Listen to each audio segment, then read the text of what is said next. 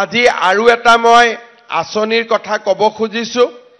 আপোনালোকে জানে যে আমাৰ তিনিটা আঁচনি আজিৰ দিনত কাম আমাৰ চলি আছে। এটা হৈছে গাঁৱে ভূঞে এতিয়া আমি অৰুণোদয় প্ৰপত্ৰ বিতৰণ কৰি আছো।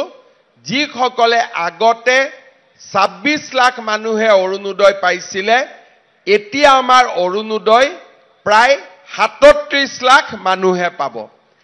কিছুমানে হয়তো এতিয়া আৰু দুখীয়া মানুহ কিছুমানে অৰুণোদয় ফৰ্ম গৈ পোৱা নাই।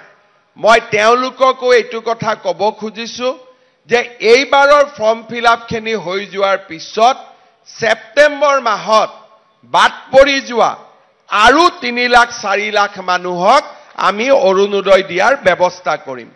অৰ্থাৎ মোৰ লক্ষ্য হ'ল যাতে দুখীয়া মানুহ অৰুণোদয়ৰ পৰা বাদ পৰি নাযায়।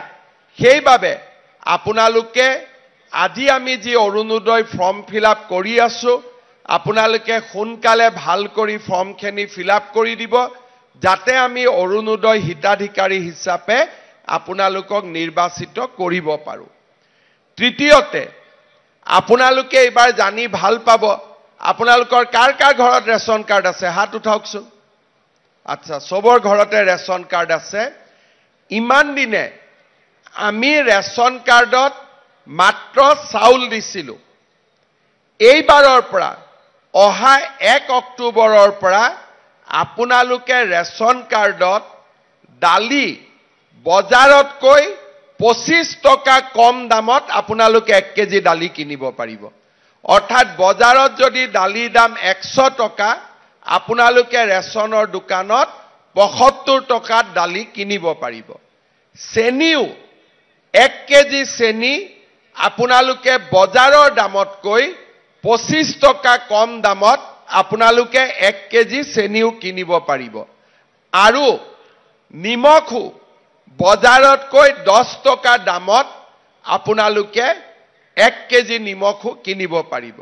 আৰু যাৰ পৰিয়ালত ৰেচন কাৰ্ডত ৫ জনতকৈ বেছি নাম আছে, তেওঁলোকক আমি ২ কেজিকৈ দালি, ২ কেজিকৈ চেনি আৰু ২ কেজিকৈ নিমখ আমি কম দামত দিয়াৰ ব্যৱস্থা কৰিম। তাৰমানে বজাৰতকৈ এতিয়া চাউলটো আপোনালোকে বিনা পইচাত পালে, চাউলৰ লগে লগে দালি, নিমখ আৰু চেনিও আপোনালোকে বজাৰতকৈ কম দামত আপোনালোকে কিনিব পাৰিব। অৰ্থাৎ আমাৰ দুখীয়া মানুহে বজাৰত যদি ১০০ টকা দালিৰ দাম, আপোনালোকে ৭৫ টকাতে কিনিব পাৰিব।